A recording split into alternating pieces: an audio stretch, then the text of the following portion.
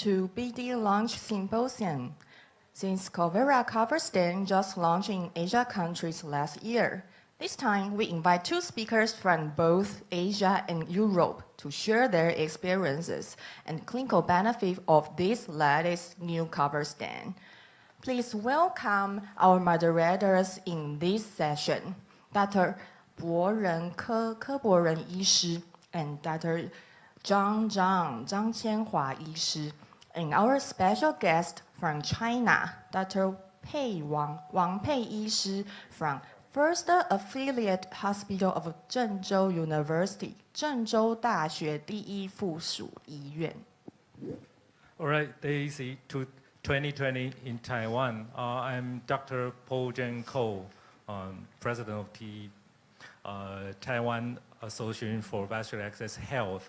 I'm quite honored to be here to host this session. We know lunch is very important, so this is a lunch symposium sponsored by BD, our great partner. Because of the viral infection, we have did a lot to convert the conference into a teleconference to let the activity go on as normal as possible. But till now, we can't find a way to convert the lunch symposium into a teleconference. So what do you think, John? I think in teleconference, lunch symposium will be everybody just sit at home and enjoying your lunch and just turn on your iPad or your monitor to join the conference. Yeah, probably if possible in the future, probably we can think of some way to deliver, to cater the food as well as the knowledge we want to deliver in the future. So in the following session, we are going to deliver very good lunch symposium to all of you online. Let's welcome our first speaker, Dr. Tan Ru-Yu from Singapore General Hospital. She will sharing the topic of maintenance solutions for access patency from Singapore perspective. A very good afternoon to everyone. I'm Ru Yu, one of the interventional nephrologists from Singapore General Hospital, and I'd like to thank the organizer for allowing me to share with you our experience in maintaining the patency of arterial venous access for dialysis patients. These are my disclosure, and this is the outline of my presentation. Singapore has a multi-ethnic population of 5.6 million in 2016. We have one of the highest incidence of end-stage renal disease in the world, and hemodialysis is the main dialysis modality. Our healthcare system is financed primarily via a 3M system: MediSave, MediShield Life, and MediFund, combining government subsidies, compulsory monthly saving of an individual's income, health insurance, and out-of-pocket payments for medical bills. As there is a cap of how much money a patient can use from their MediSave and MediShield Life per month, most patients often require to fork out some money to pay for their treatment. As a safety net, an endowment fund called the MediFund was established by the government to help needy Singaporeans who are in financial hardship and are unable to afford subsidized medical charges. Out-of-pocket payment is almost necessary for each interventional procedure for dialysis access. Hence, expensive medical devices such as drug-coated balloon, stents, stent grafts are only used after careful consideration, and decision-making often involved a multidisciplinary team including the patients and their family members. In our center, which is the largest tertiary hospital in Singapore, we performed more than 20,000 inpatient dialysis sessions per year for more than 5,000 unique admissions of more than 2,000 unique patients, of which 22% of the admissions were due to complications of dialysis excesses. In 2014 alone, 2,448 procedures involving permanent dialysis accesses were performed. An interventional nephrology suite was hence established in 2015. This suite is dedicated to perform endovascular procedures for dialysis patients, and it is being shared among vascular surgeons, interventional radiologists, and interventional nephrologists.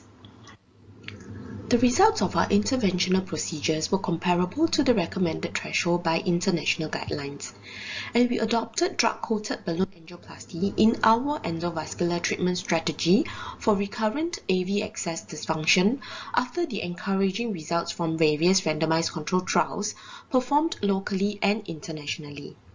From our own audit, patency rates of drug-coated balloon were also superior compared to plain old balloon angioplasty in the treatment of both fistula and grafts.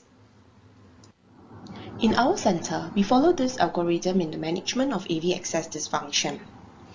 When a patient presents with dysfunctional AV access, if that is the first intervention or the previous intervention is more than 6 months ago, plain old balloon angioplasty will be performed.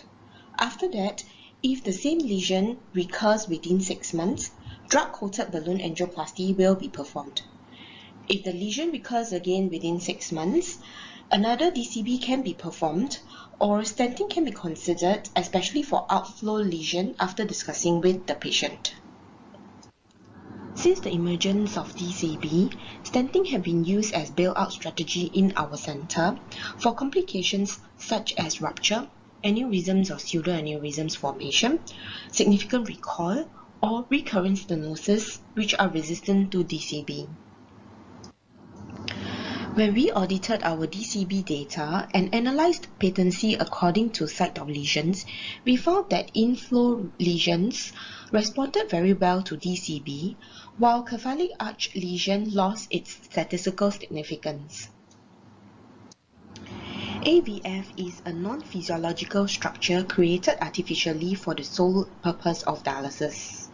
Multiple mechanisms has been found to cause inflammation, matrix synthesis, and cellular proliferation, leading to neointimal hyperplasia and stenosis.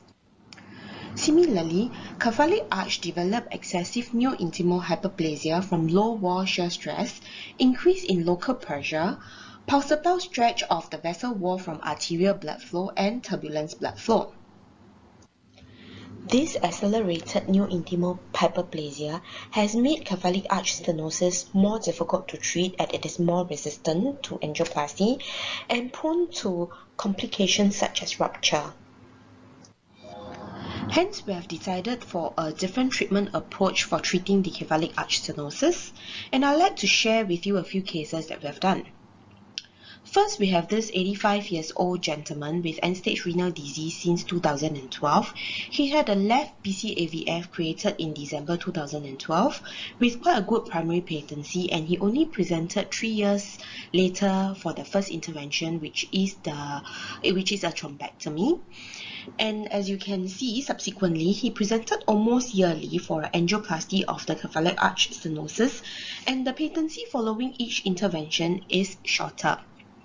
In March 2019, the cephalic arch was treated with a 10x40 Conquest high-pressure balloon, and you can see from the angiogram that the A cannulation site and the V cannulation sites are quite aneurysmal, which means that if this patient presents with a thrombosis, the thrombus load is going to be high. Unfortunately, 5 months later, the patient presented with thrombosis of the AVF, and he underwent pharmacomechanical thrombolysis with a thrombectomy device.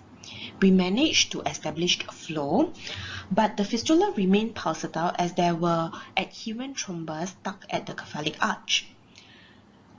We did multiple angioplasty to macerate the clot and trolling with Fogarty occlusion balloon, but it was not successful. Hence, a 9x100 Covira stent graft was deployed. The thrill was restored immediately and thrombus has disappeared. The AVF is patent as of 9 of March 2020. Next, we have a 57-year-old lady, end-stage renal disease secondary to diabetes, on dialysis for 6 years. She has very poor social support and she's an amputee because she has peripheral vascular disease. She failed multiple vascular access and finally had the left BCAVF created in 2017. The BCAVF did not mature well and hence balloon-assisted maturation was performed. And during the angiogram in November 2017, we can see that the cephalic arch was still widely patent. Following balloon-assisted maturation, the AVF was successfully used for dialysis. In April 2018, she presented again with poor flow of the fistula and angioplasty of inflow was performed. At this time, the cephalic arch was still widely patent. In January 2019, another angioplasty of the inflow, we can see a little bit of stenosis over here at the cephalic arch, but it was not flow limiting, hence it was left untreated. Subsequently, 6 months later, she presented again with both in and outflow stenosis, and a treatment of the inflow and outflow has been performed with plain old balloon angioplasty. Within 3 months, she presented again with a more severe cephalic arch stenosis, and this time she was treated with a drug-coated balloon with very good results, as you can see here. 2 months later, she presented with thrombosis, which was successfully salvaged but complicated by rupture of the outflow, and stenting was done at the outflow cephalic vein. The cephalic arch at that time was also treated again with a drug-coated balloon. But again, within 2 months, she came again with thrombosis of the AVF. As you can see, after successful re-establishment of the flow, the vein is getting more fragile with dissection and contained rupture. And given that she has difficult vascular access, stenting was then performed with a 8x100 Covira covered stent, and completion venogram have shown good results. For the third case, I'd like to share with you on how bare metal stent should not be used for cephalic arch stenosis.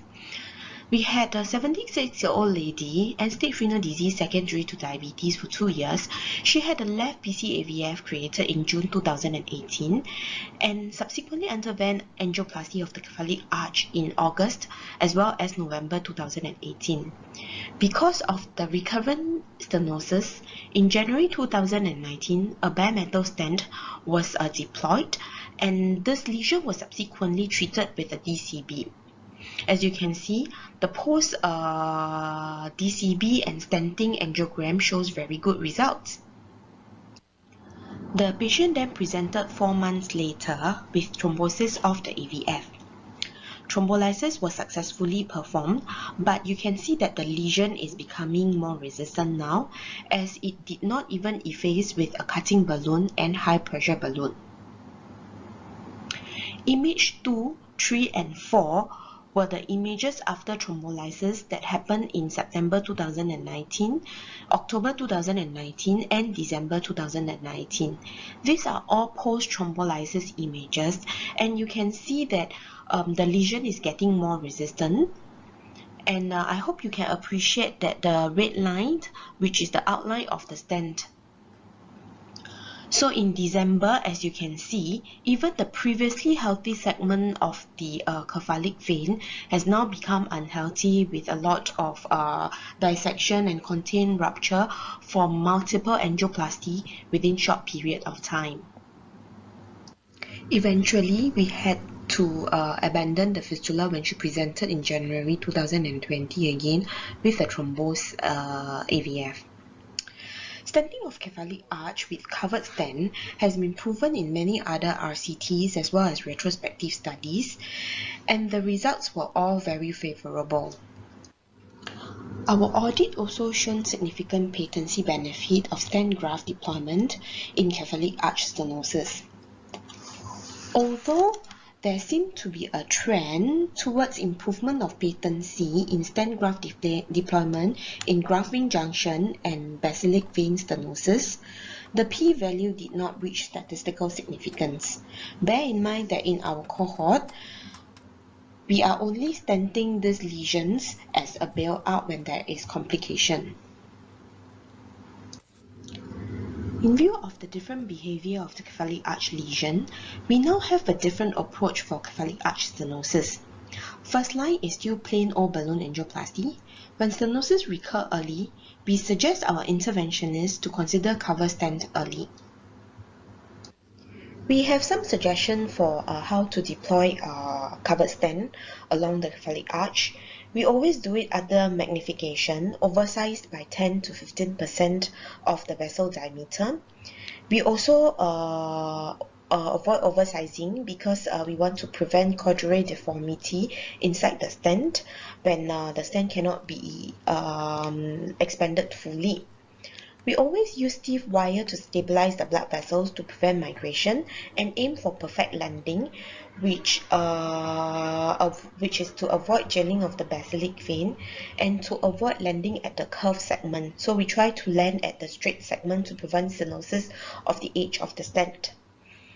We also avoid cannulation zone because we have had case where the dialysis nurse showed us this, which is the dialysis needle after being withdrawn from the patient. You can see struts from the stent that is attached to the needle.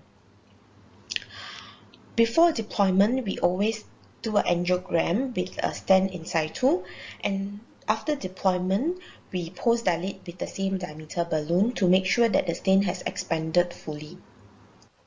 In summary, this is our approach for maintenance of AV access patency. We use POBA as the first line when the stenosis is de novo, or when the stenosis responded well to POBA the last time, which means that the previous intervention was more than 6 months.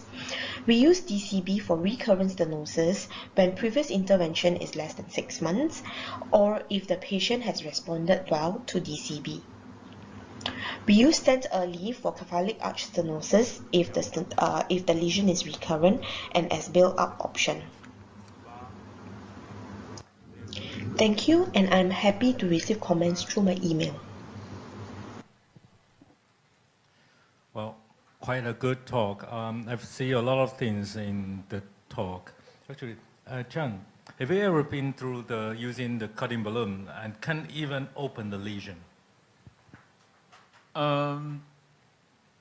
Because I don't have many experience about using cutting balloon, and because it's the patient have to pay for the cutting balloon, and so most time I just use the body wire technique and to open the very stenotic lesion, and I think because now BD, they have very high pressure balloon. They have Conquest 40, and their gauge can reach to 40 ATM. So I don't really meet many cases that could not open by the Conquest balloon. So you see, the lesions getting tougher and tougher every day because we are facing the older patient. The patient come back for retreatment. So although the device is also progressing, we have cutting balloons, we have a lot of kinds of balloons. Still, we are looking for a better device for those lesions. So we have our commentators online, Dr. Wang online, right? Oh, we are a big panelist here. So I see, John Sweeney, you have something to say.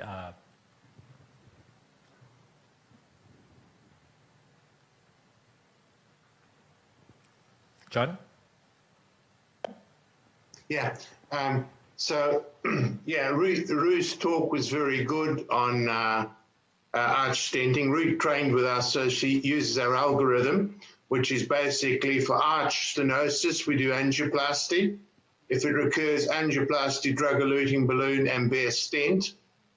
But I must agree with Rue that if you get recurrent stenosis in the bare metal stent, especially if you use a supera, it can become very difficult to treat, even with high-pressure balloons. So I basically agree with what Rue's saying, that angioplasty first, then angioplasty with drug-eluting balloon, and probably covered stent is the way to go in the arch. there is one other option that's open to you, and that's reimplantation. So the problem is the vein going through the deltopectoral groove between the deltoid and pectoralis muscle under the clavicle and into the subclavian vein. And the way you can solve that surgically is by disconnecting the cephalic vein from the arch and connecting it to the axillary vein. It's not a small operation. It takes about an hour, but it connects your good fistula to an excellent outflow. Yes. Actually, for surgeon now we do have a surgical revision available as an optional method in addition to endovascular. Though we are looking for best endovascular therapy. Other panelists, how do you deal with cephalic arch stenosis, which is quite troublesome for a lot of cases? Even if you put in stent graft, I expect after 2 years, 3 years, age stenosis will come. Jackie. Yeah, I very agree with John that I think the strategy for managing cephalic arch stenosis must include surgical as one of the options, besides balloon stent and cover stent. So I think it very much depends on the anatomy of the patient and also the surgical risk of the patient. If the patient is quite obese, big size, the veins are separated quite far away, multiple comorbidities, then we should be more embarking on the endovascular routes. Whereas in patients, maybe their cephalic vein is already tortuous because of the high pressures and slim, quite close to the cephalic vein and the basilic or the deep vein, then I think surgical would be actually a very good option to consider. So I think the location of the stenosis, the body build of the patient, the anatomy, as well as the medical comorbidities should be 3 components analyzed together to find a good solution for the patient. And another thing is, I also agree that in-stent restenosis is actually quite difficult to manage. Regarding the cutting balloon, I have to just a little bit of my personal experience is because the bursting pressure or the rated pressure in the cutting balloon, when they stated it, is actually, I think for a good safety reason, is relatively low. But in many occasions, when I use it, if the lesion does not efface at the rated pressure, in fact, I would actually go beyond it. And a lot of the time, the lesion will be able to open. Yeah. Thank you. So body size, vessel anatomy, and comorbidity, there are 3 factors we have to put into consideration when choosing the method to deal with it. Any other factors to be considered to balance the endovascular treatment and the surgical treatment for those cephalic arch stenosis? And in my practice, I will do endovascular first for the cephalic arch. And if endovascular treatment failure, just PTA failure, plain balloon failure, I will choose a surgical treatment to do reimplantation or use a short artificial graft to do bypass surgery. But even we do the reimplantation, the swing point restenosis is another late complication. I'd like to know our panelists have any method to deal with this problem or how to prevent this complication if we do the reimplantation. So after surgical reimplantation, you get stenosis on the swing segment of the vein. Is it common, frequent, and how to deal with it? We can hear have some opinion from our panelists. John? So surgical method is not perfect, right? Still, you get possible problem in the future. Yeah, so you're quite right.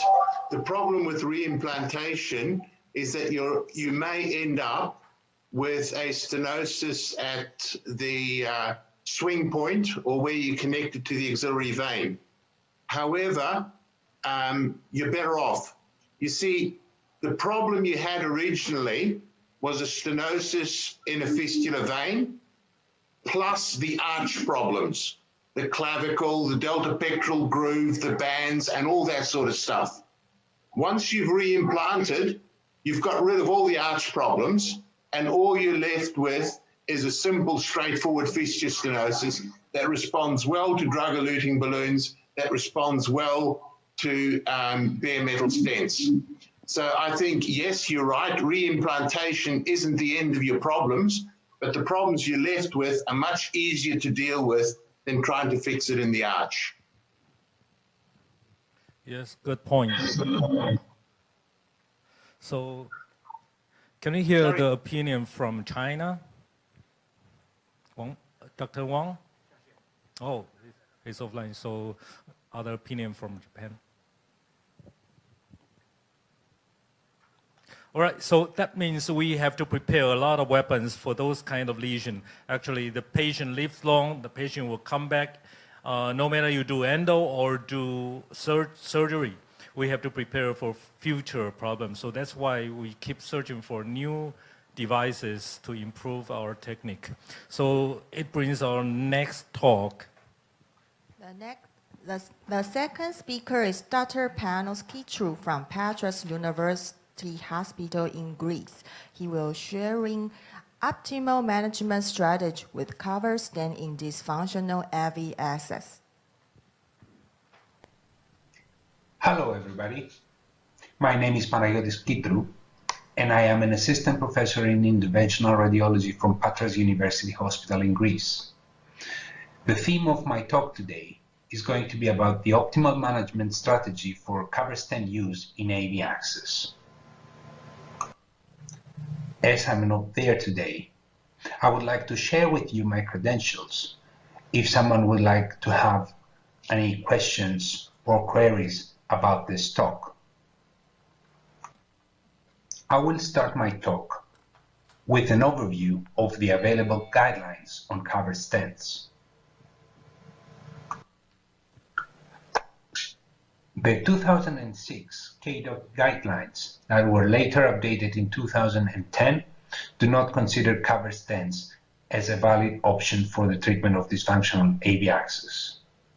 The gold standard treatment is plain balloon angioplasty and is successful if it leaves a residual stenosis of less than 30%.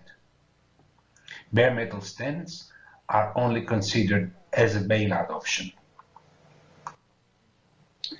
In 2016, the SIR guidelines, the Quality Improvement Guidelines for Percutaneous Image-Guided Management of Thrombosed or Dysfunctional Dialysis Circuit, were published. According to these guidelines, indications for use of stents and stent grafts were failed angioplasty, stenosis that recurs twice within 3 months, ruptures, and pseudoaneurysm repair when surgical revision is not feasible. As you can appreciate from this table, the 6-month primary patency for cover stents in fistula have a suggested threshold of 66%, while for AV grafts, the suggested thresholds are around 36%. SIR guidelines suggest cover stents as a valid option for the treatment of central veins as well. The suggested threshold is 44% compared to the 24% of bare metal stents for the 12-month primary patency. There have been several high-level multi-center randomized controlled trials on the use of cover stents for the treatment of dysfunctional AV access so far. In 2016, our team has gathered all these studies together with the studies of cutting balloons and paclitaxel-coated balloons for the management of AV access in a meta-analysis. The results from these meta-analyses showed a significant benefit from the use of cover stents compared to plain balloon angioplasty, as you can appreciate from this table. The Covera cover stent is a novel device in this field. This is a flexible, self-expanding, dual-layer EPTFX encapsulated, carbon-impregnated cover stent, available in diameters from 6 millimeters to 10 millimeters and lengths from 30 to 100 millimeters. It uses a triaxial system and it goes over an 035 wire. The system has a red lock, as you can see on the top of the picture, which is a safety lock that you need to unlock before starting the deployment. There are two rollers that give you two speed options. The big roller is for slow deployment. It's the one that you should start deployment with. It gives you accuracy. And you can use the small one by the end of deployment for faster deployment. The device is available in two configurations, the straight at the bottom and the flared one on the top. The flared one is 3 millimeters bigger in diameter, as you can see on the right side, but this flaring starts only 15 millimeters before the end. What I consider important from the instructions for use is the recommended oversizing. So if you have a 6 millimeter, for example, a 6 millimeter vessel, it is advised that you use a 7 millimeter cover stent. Or if you have a 7 millimeter vessel, then you use an 8 millimeter cover stent and so forth. So more or less 1 millimeter oversizing. There are already two large and important clinical studies on Covera cover stent use, both in fistulas and grafts. These are the AVIVA clinical study for the use of the Covera cover stent in AV grafts and the Avenue clinical study for the use of the Covera cover stent in AV fistulas. The AVIVA clinical study is a prospective, multi-center, non-randomized, single-arm clinical study for the treatment of stenotic lesions at the graft vein anastomosis of hemodialysis patients dialyzing with an AV graft. The objective of the study was to assess the Covera vascular cover stent for the treatment of stenotic lesions at the graft vein anastomosis of AV grafts. This was the first-in-man study of this device. 110 patients were enrolled in the study from 14 study sites in the United States. You can appreciate from this slide the main inclusion and exclusion criteria.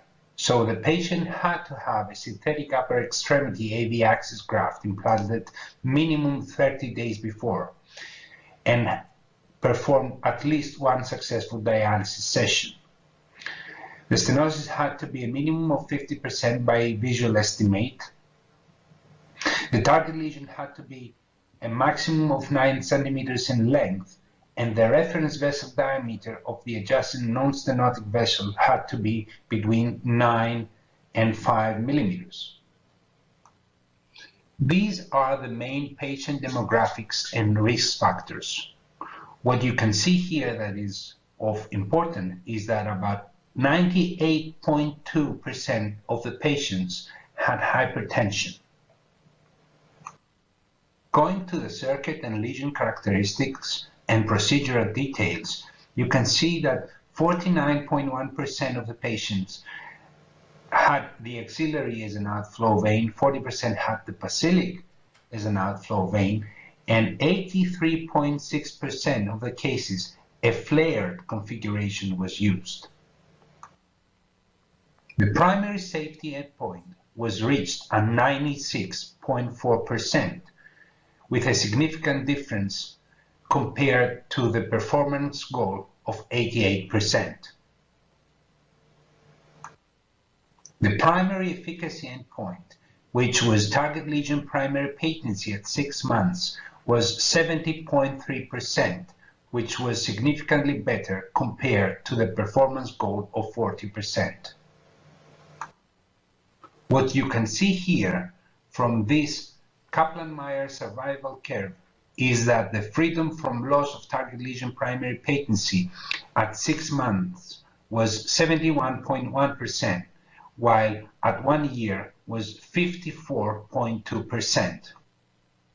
There were also several additional secondary endpoints, like access circuit primary patency, device or procedure-related adverse events, number of reinterventions, secondary patency, and index of patency function. To summarize the conclusions of the AVIVA clinical study, we can say that the primary objectives of this first-in-man study of the Covera vascular cover stent for the treatment of stenotic lesions at the graft vein and anastomosis of AV grafts were met. The 30-day freedom from a primary safety event was 96.4%, and the 6-month target lesion primary patency rate was 73%. Both they were significantly better compared to their performance goal. The secondary observations through 24 months were acute technical and procedural success being 100%. Freedom from device or procedure-related adverse events was 86.3% at 24 months. The target lesion primary patency was 54.2% at 12 months and 36.9% at 24 months. Mean reinterventions were 1.6 at 24 months. Index of patency function was 177.9 days at 24 months. Secondary patency was 73.6% at 2 years. Going to the second dedicated study for the use of the Covera cover stent, the Avenue clinical study. This was a prospective, multi-center, randomized, controlled clinical study for the use of the Covera cover stent in the venous outflow of AV fistula access circuits. So the objective of this study was to compare the Covera cover stent to PTA for the treatment of stenotic lesions in the venous outflow of upper extremity fistulas. This was a study that included 280 patients from 24 international sites from the United States, Europe, Australia, and New Zealand. Main inclusion criteria of the study was that the patient had to have an upper extremity fistula, including the cephalic arch, had to have one successful dialysis session with this fistula, had to have an angiographic stenosis of more than 50%, and a clinical or a hemodynamic fistula dysfunction in the venous outflow circuit. In this table, you can see the main patient demographics, and you can see that there are no significant differences between the two groups.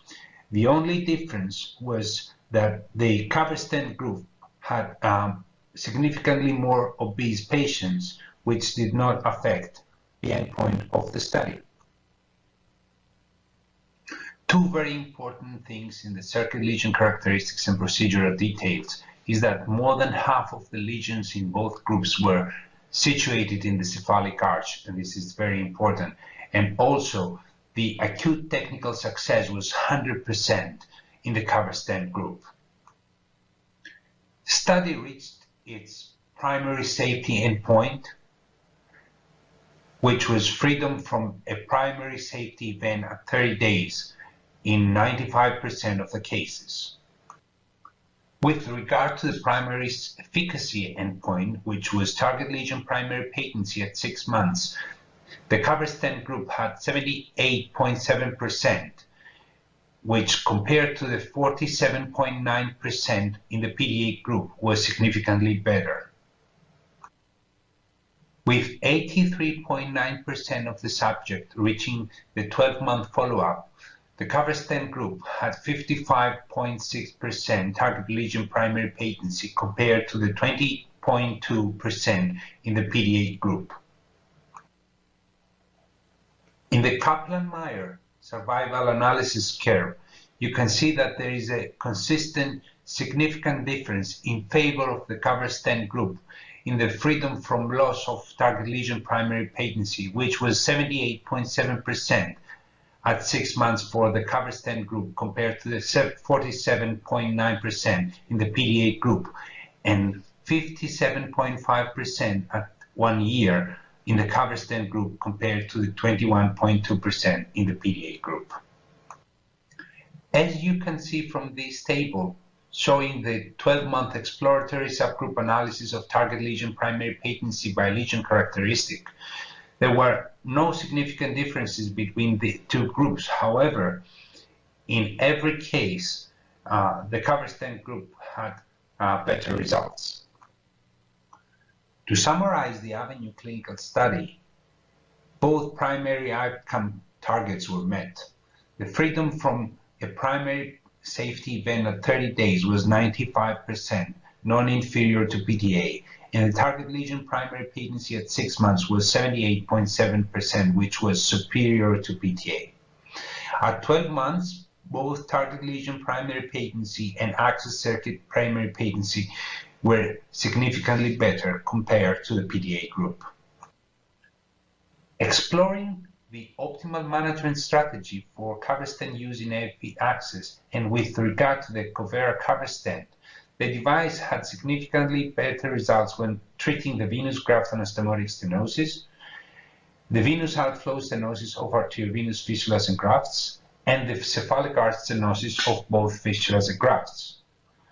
The guidelines for the use of the cover stents in general suggest the use of the devices for the treatment of persistent central venous stenosis, for the treatment of recurrent stenosis within 3 months, and the use for the treatment of pseudoaneurysm when surgery is not feasible. I will share with you now some typical cases of the use of the Covera cover stent. What you can see in the first case is a typical venous graft anastomotic stenosis. You can appreciate here the optimal result when using a flared Covera cover stent to treat the lesion. We use the flared configuration because the diameter of the vein was larger than the diameter of the graft. What you can see in the second case is that there is an anastomotic stenosis between the axillary vein and the graft. You can also see that the patient is using a central venous catheter, and this is because his graft was thrombosed, and this is a process of declotting the graft and also treating the lesion with balloon angioplasty.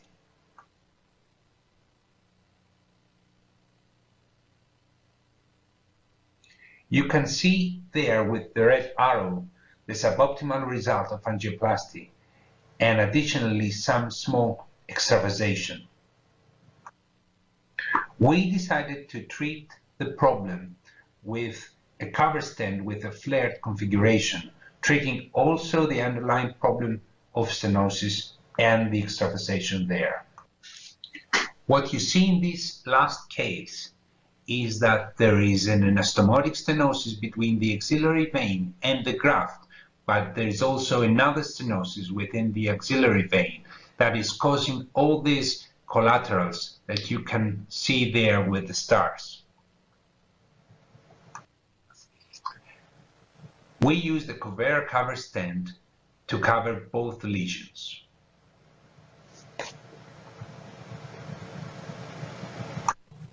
I would like to thank you for your attention and invite each and every one of you to our endovascular access meeting that is going to take place in Patras, Greece on June 12-13, 2020.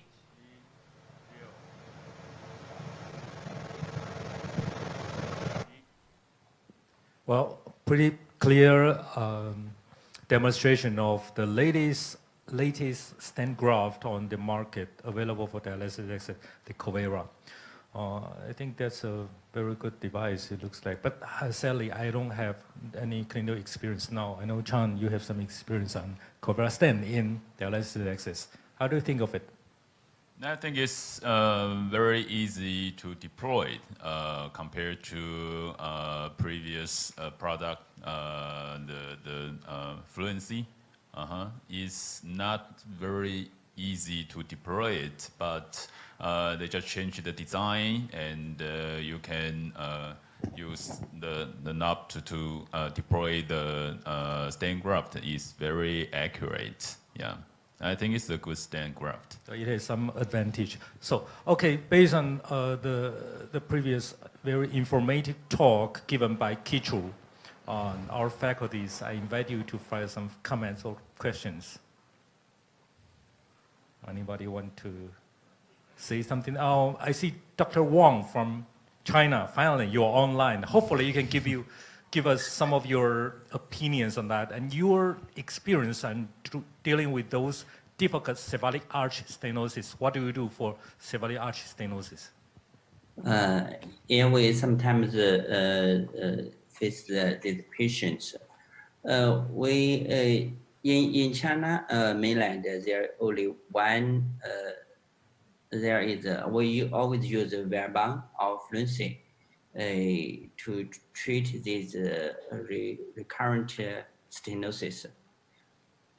In the larger vein, perhaps we use excluder to treat the patient.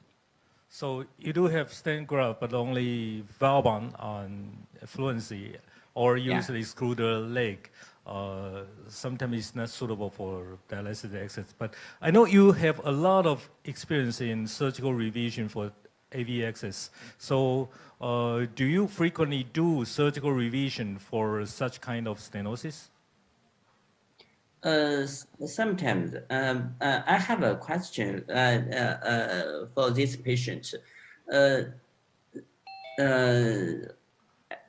I wonder, for a long stenosis in the bronchial vein,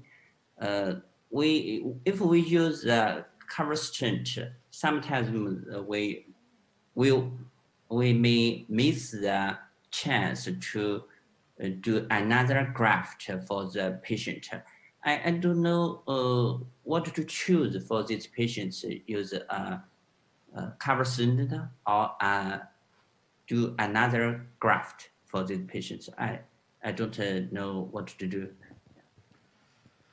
I think based on our experience, the very important principle of designing the treatment of those AV access is do not take or do not eat, do not consume too much future venous acetate.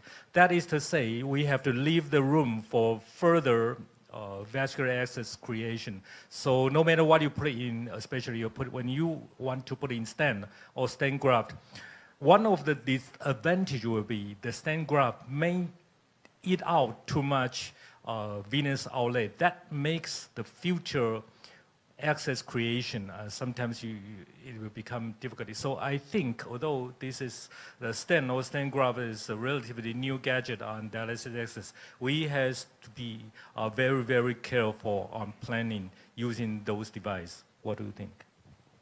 Yes, yeah, you don't burn your bridge behind you. Yeah, you always have to think about the next step for the patient, and I think sometimes if you have to put long stent grafts in the vein, maybe that's because this vein is not very healthy. Yeah, so you have to careful see your image mammogram and maybe combine with sonography and to choose which one is better? Have you have chance to do a new graft, use the outflow vein, or this outflow vein is not suitable for the future surgery? You have to cover it, or yeah. So, my dearest faculties, this session is about a drug-coating balloon and stent graft in dialysis access. So I want to ask you to give our online audience some advice or thoughts, or even some alert on that. Jackie. Paul and John, yes, the two talk is very, very good. And I have a question particularly about the cover stent. When there is a proximal graft created and there is graft vein and anesmosis, stenosis, I see in one of Kicho's last case that he stented from the graft into the axillary vein. My question is, in the cover stent, in your experience and any of the panel's experience, if we put in a cover stent, would it to a certain extent affect the venous drainage of the upper limb? Yes, our panelists, anyone want to comment on this? Yeah, John.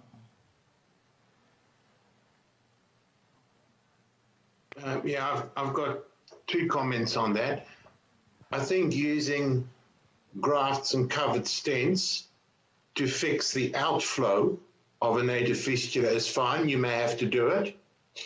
But when you put a graft or a covered stent in the outflow of the fistula, where that covered stent or graft joins the native vein, you will get the classic compliance mismatch that you do with synthetic grafts, and you will very frequently develop a stenosis at that point. And that stenosis you may then want to treat with angioplasty or drug-eluting balloons in the future. But essentially, you end up with a graft vein anastomosis, and you get the compliance mismatch that you see in synthetic grafts. However, I think it's appropriate in outflow situations to use synthetic grafts. Once you place a synthetic graft in the usable segment of your fistula where the nurses do the needling, you no longer have a native fistula. You now have essentially an AV graft, because you've got the same problems as an AV graft. Sudden thrombosis because there's no endothelial lining, and infection because the nurses are placing needles into synthetic material. That is definitely true. So it is a problem to be solved. Actually, currently, every kind of device, the compliance mismatch is one of the problems that may cause the future stenosis. No matter you're using synthetic graft material or stent graft, still the problem exists. So we all prepare for future age stenosis. So any other comment? I'd like to mention that how to choose the size of the stent graft. Yeah, just like Dr. Sweeney, he said that if you choose the size according to your synthetic graft, the proximal part will be smaller than the native vein. But I think I just do it in purpose because I'd like to choose same size, even undersized stent graft for this kind of patient. Yeah, because in stent graft, we worry about age stenosis. And I find out that if you make the age floating in the vessel, you won't get age stenosis. Yeah, that's what I see in my clinical practice. And in Dr. Kisu, the last case, you can see the stent graft just end at the valve of vein. If I did this, I will prevent this situation. I'll put the stent beyond the valve. Yeah, because I see the case if I just put the stent edge at the valve, you will get a restenosis in the future. So the location of the venous valve is important in clinical setting when you're doing the stent graft treatment. And second, the selection of the size is another problem. I think a lot of clinicians, they do have question in mind, how big the stent graft should be. Most of the device come from the industry, and the instruction for use from the industry, they say that 10 to 15% of oversizing. That's not, it seems different from our clinical practice, especially you have said you don't want to oversize at all. I don't want to oversize. If I have a 6 millimeter prosthetic graft, I'll choose 6 millimeter stent graft. Yeah, or 7 millimeter prosthetic graft, I'll choose 7 millimeter stent graft. I don't know any panelists have the same opinion with me. Yeah, our panelists, how do you choose? John, do you place stent graft in vascular access? We started using it in the arch because we think it's better there. Okay. But I just want to alert everyone to a possible problem. When you use a bare nitinol stent, an uncovered nitinol stent in the arch, what can happen is that stent can jump forwards and embolize into the heart. I've never had it happen to me, but it's happened to our interventional radiologists. And those bare metal stents end up in the heart and then get ejected into the lung and end up in the lung base. If that happens with a covered stent, it's likely the covered stent will block the inflow to the heart or the outflow of the right heart, and that could be a rapidly fatal event. So when using covered stents at that arch junction, be very careful your stent doesn't move forward and jump into the subclavian into the heart. The way to prevent that is to oversize at least a bit and to make sure that you use a stent that's long enough that it will implant in the cephalic vein and not shoot into the subclavian vein. I don't know if anyone has any experience with that. So actually you are for oversizing because of safety. Because of safety, you want to oversize to make sure that it doesn't go elsewhere. But actually, what we are treating is critical stenosis usually. So I don't know. Hey, Jackie, how do you size about that? Yeah, I also like to make a word of caution. I think in any of the stent, bare metal stent, cover stent, in fistula, all the clinicians have to take it very seriously. The first reason is John just mentioned, if the sizing is not correct, you have a migration of the stent, it can be a disaster. Of course, secondly, if it is too much oversized, too much stress, a lot of compliance, non-compatibility, then in the long run, it is a stenosis issue. But I think in here, I suspect that what John mentioned, not to oversize too much, is, of course, towards the lesion, as well as the more proximal vein that the stent will end up landing to. And so we must know the whole anatomy. If the stent is only in one specific vein, like only in the cephalic arch, it's easier to size. And you also need to know how long or how tight is the stenosis. If you have a relatively long segment of stenosis and the clinical recoil is quite significant, it will mostly hold the stent well. However, if you have like just the valve or is a 1 mm narrowing and you put a stent, it may not holding the stent very well. And secondly, if people putting in a stent into a particular difficult anatomy or involved a very big size change, then the decision has to be very careful. Where is the lesion and which one, the bigger vein or the smaller vein, are you targeting to? So Jackie, I think that's yeah, important. Jackie, can I be specific? If a cephalic lesion on the size of a cephalic vein is like 5.8, a little bit smaller than 6 millimeter, which stent graft will you choose? You will choose, according to the instruction for use, you should choose 7 millimeter. Or you would Well- choose 60 millimeter just merely to match the septic arch diameter. There are one more tricks that I will do in Okay. those situations. Yes, I use ultrasound to check as well. Ultrasound. I have to say, yeah, ultrasound gives you a lot of information that you do not have on an angiogram. So it will tells you the lumen size of the stenotic lesion that you have angioplasty, and then you will have a better idea, and also the size, actually the vessel size, the luminal size that you can see. Of course, you cannot press too hard, otherwise the vein will collapse. So if it is still a catheteric arch where I can do an ultrasound, I will definitely do an ultrasound and give me more information. And for example, if the lesion is 2-3 centimeter long, and after balloon angioplasty, the lesion part is only like 3-4 mm in ultrasound, I have no hesitation to just put in a 6 mm cover stent. Okay. However, if it is a very focal lesion, then I will be very cautious. I might oversize it a little bit. I see. Thank you. So, my dearest faculty, any comment, question, or want to raise into discussion? If not, we will close the session. Thank you, John. Thank you. Thank you, everybody.